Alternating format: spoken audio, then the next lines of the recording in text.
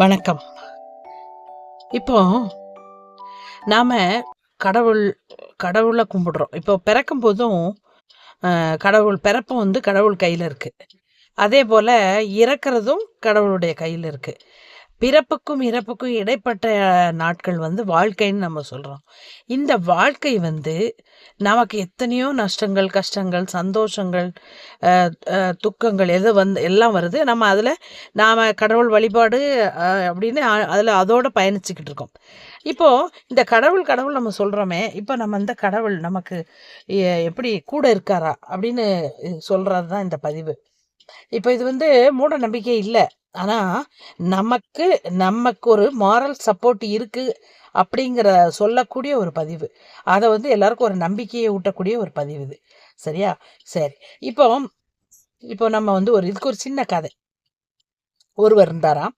அவரு வந்து ஒரு பெரிய ஒரு மகான் இல்ல, சாதாரணமான ஒரு மனிதர். அப்போ அவர் வந்து என்ன பண்ணுவாராம், தினம் கடற்கரையில நடப்பாராம். அவர் பின்னாடி 2 காலடி தடங்கள் வந்துட்டே இருக்குமாம். அப்ப இவர் நினைச்சுப்பாராம், ஓ இதெல்லாம் நம்ம வந்து நம்மளுடைய நம்ம கூட கடவுள் இருக்கார் போல, அவர் தான் நடந்து வந்துட்டு இருக்காரு அப்படின்னு அவரு நினைச்சுக்குவாராம். அப்படி நினைச்சிட்டு இவர் என்ன செஞ்சாராம், தினம் நடப்ப ஒரு சந்தோஷமா இருக்குமா. 2 காலடி தடம் நம்ம தன்னை தொடர்ந்து வருது அப்படின்னு நினைச்சு சந்தோஷமா இருந்ததாம். அப்போ ஒரு நாள் வந்து அப்படியே நாள் போயிட்டு இருந்ததுதான்.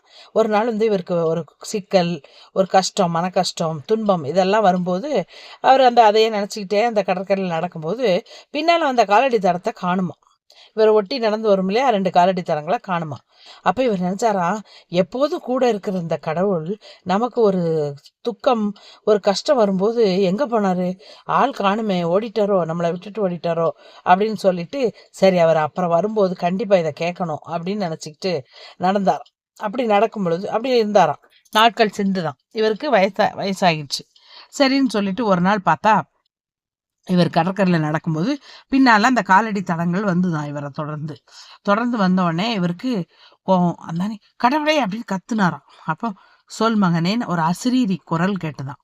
அசிரீரி குரல் கேட்ட உடனே அவனே வந்து சொன்னாராம், நீ வந்து எப்போதும் என்னை பின்தொடர்ந்து 2 காலடி தடங்கள் இருக்கும், நீ என் கூட இருந்த.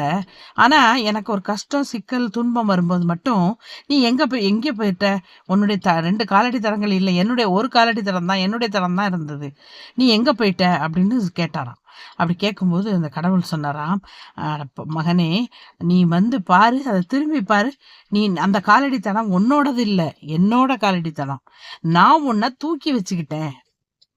நான் உன்னுடைய கஷ்டம் வரும்பொழுது உன்னை தூக்கி கொண்டு நான் நடந்தேன். அது ஒரே என்னுடைய காலடி தடம் தான், நல்லா பாரு அப்படின்னு சொன்னாராம். சொல்லும்போது தான் இவருக்கு தெரிஞ்சதாம், ஆகா கடவுள் வந்து நமக்கு ஏதாவது ஒரு துன்பம் வரும்போது நம்ம உடனே என்ன நினைக்கிறோம்னா, கடவுள் இல்லை, கடவுள் வந்து நம்மளை கைவிட்டுட்டாரு அப்படிலாம் நம்ம கடவுளை திட்டுவோம், பேசுவோம் விரக்தியில. ஆனா அப்படி இல்லை. எல்லா நேரத்திலும் கடவுள் நம்முடன் இருக்கிறார். கடவுள்னா நீங்க எந்த கடவுள்னாலும் வச்சுக்கோங்க.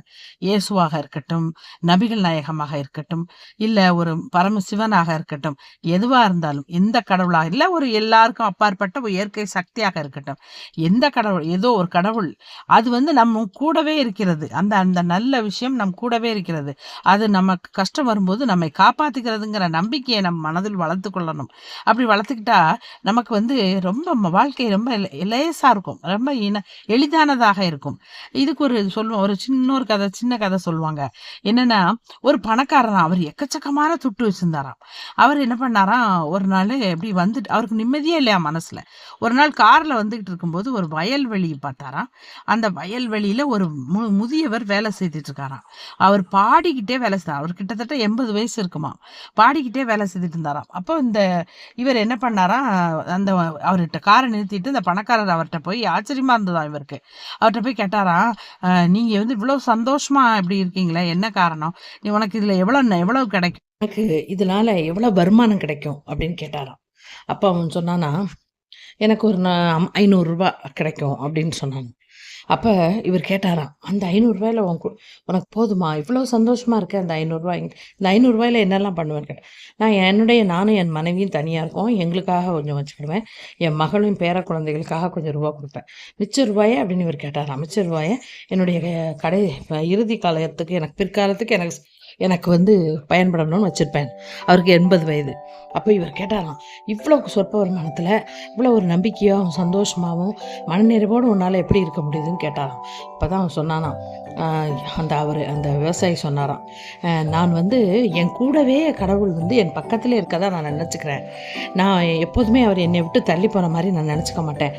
அவர் என்னையவே பார்த்துட்ருக்காருன்னு நினச்சிக்குவேன். அதனால் நான் எதற்கும் ஆசைப்படுவதும் இல்லை, எது கிடைக்கலையேன்னு ஏங்குறதும் இல்லை. என்னுடைய சுமைகளை எல்லாம் கடவுள் மேலே போட்டுட்டு நான் பாட்டுக்கு என்னுடைய அன்றாட கடமையை செய்துக்கிட்டு இருக்கிறதுனால தான் என்னால் இவ்வளவு சந்தோஷமாக மனநிறைவாக இருக்க முடியுது அப்படின்னு சொன்னாராம்.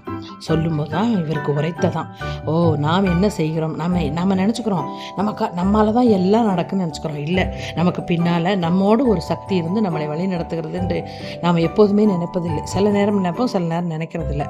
அதனால் எப்போதுமே மனதை அமைதியாகவும் நிம்மதியாகவும் வைத்திருக்க நம்ம என்ன செய்ய வேண்டும்னா, கடவுள் நம் அருகில் இருக்கிறார் என்று நினைத்து கொள்ளணும். அப்படி நினைத்து பழகிட்டோன்னா நம்ம எந்த தவறான செயல்கள்லையும் செய்ய மாட்டோம். தவறான எண்ணங்கள் நமக்குள்ளே வராது.